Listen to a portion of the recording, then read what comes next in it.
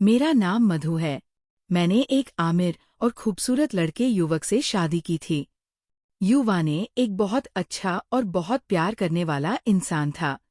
वह मेरा बहुत ख्याल रखता था और मुझे बहुत प्यार करता था। लेकिन शादी के कुछ दिनों बाद से ही मैं महसूस करने लगी कि युवान की तरफ से मेरे साथ कुछ अजीब ही सलूक हो रहा है। वह रात को एक खास परफ्यूम के साथ कमरे में आता और मैं उसे सूंघते ही सो जाती।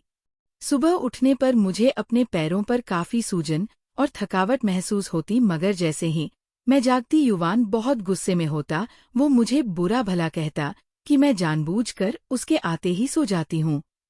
मैं उसके सामने बहुत शर्मिंदगी महसूस करती और माफी मांगती। मैं बहुत परेशान रहती कि ऐसा क्यों होता है।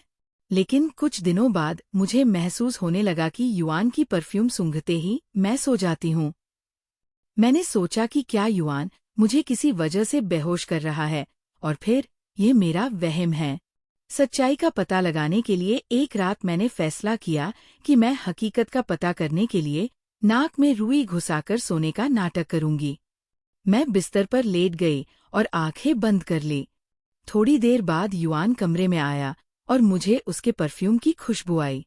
मैंने चुपके से आंखें खोली और देखा कि युवान मेरे पास आकर बैठ गया।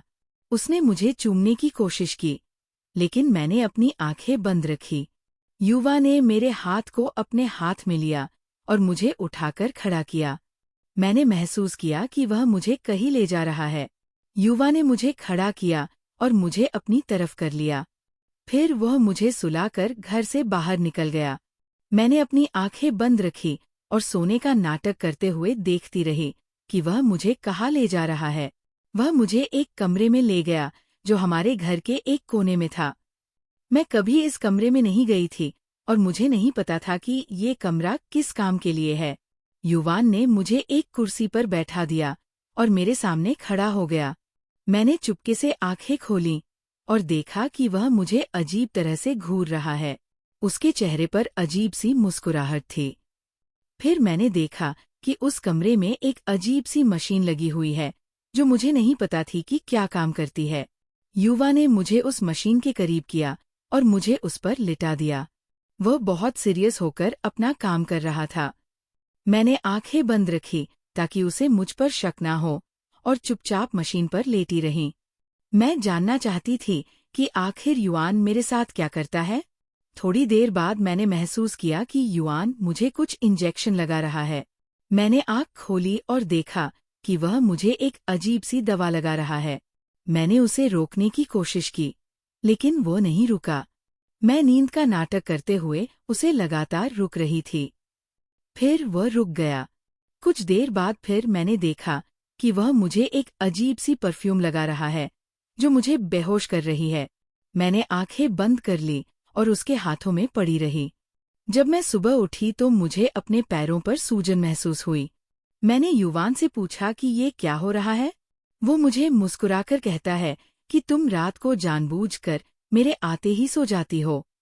मैंने उसे बताया कि मैंने सोने का नाटक किया था और मैंने देखा कि वह मुझे क्या कर रहा था।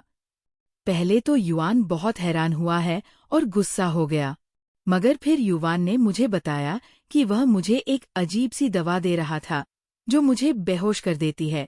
ये का एक अजीब सी मशीन के जरिए बनाता है जो उस कमरे में थी। मैंने उससे पूछा कि वह क्या कर रहा है। उसने बताया कि वह मुझे एक प्रयोग के लिए इस्तेमाल कर रहा है। मैंने हैरान होकर उससे पूछा कि कैसा प्रयोग। उसने मुझे बताया कि ये प्रयोग उसके एक दोस्त के लिए है जो एक बीमारी से मुतासिर है। उस दोस्त के लिए दवा बनाने की कोशिश कर रहा है जो उससे अच्छा कर सकती है। मैंने उससे पूछा कि वह मुझे इस प्रयोग के लिए क्यों इस्तेमाल कर रहा है। युवा ने कहा कि वह मुझे इसलिए इस्तेमाल कर रहा है कि मैं इस प्रयोग के लिए पूरी तरह से काबिल हूँ और उसके लिए एक अच्छी पत्नी हूँ। मैंने उससे कहा कि मैं इस प्रयोग का हिस्सा नहीं बनना चाहती।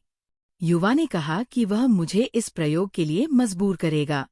मैंने उससे कहा कि मैं उसे रोकने की कोशिश करूंगी, जिसके बाद मैंने युवान को छोड़ने का फैसला किया। मैंने अपने घर से भागने की कोशिश की, लेकिन युवा ने मुझे रोक लिया। उसने मुझे बताया कि वह मुझे कभी भी छोड़ने नहीं देगा। मैंने उससे कहा कि मैं पुलिस को बुलाऊंगी। युआन ने कहा कि वह पुलिस को पहले ही खरीद चुका है। मैंने महसूस किया कि मैं पूरी तरह से युआन के चंगुल में फंस चुकी हूँ। मैंने बहुत सोचा कि अब मुझे क्या करना चाहिए। मैंने युआन से कहा कि मैं उसके साथ नहीं रहना चाहती, मगर युआन ने कहा कि वह मुझे कभी भी छोड़ने नहीं देगा। मैंने युवान को छोड़ने के लिए एक प्लान बनाया। मैंने अपने एक दोस्त किशन को फोन किया और उसे सारी हकीकत बताई। किशन ने मुझे कहा कि वो हमारी जरूर मदद करेगा। वह पुलिस को बुलाएगा और पुलिस युआन को गिरफ्तार कर लेगी। मैंने किशन को कहा कि जो भी करना है जल्दी करो। थोड़ी देर बाद किशन ने मुझे फोन किया और कहा कि वह पुलिस के साथ आ रहा है। मैंने युवान से कहा कि अब मैं एक पल भी तुम्हारे साथ नहीं रह सकती, मगर युवान मुझे मारने लगा कि तभी पुलिस आ गई और युवान को गिरफ्तार कर लिया।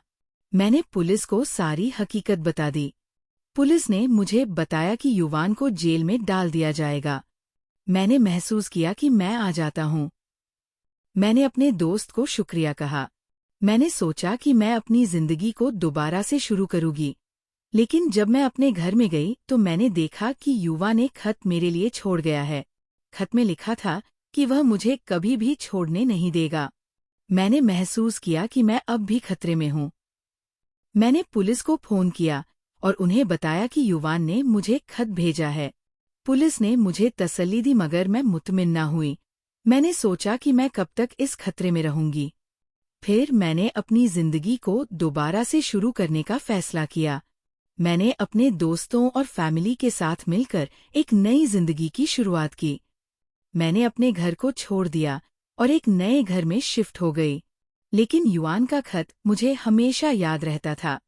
मैंने सोचा कि क्या वह मुझे दोबारा सेक्तरे में डाल सकता है, मगर फिर खुद को तसल्ली दी कि युआन जेल में है।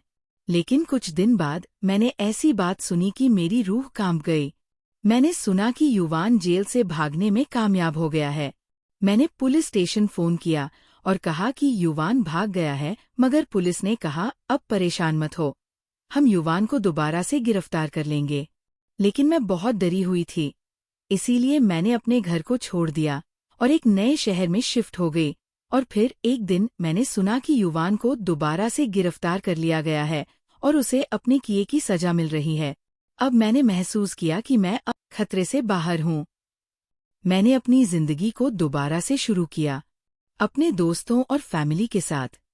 दोस्तों, अगर कहानी पसंद आए तो वीडियो को लाइक करें और अपने दोस्तों के साथ शेयर भी करें। और अगर आप चैनल पर नए हैं तो चैनल को सब्सक्राइब कर लें।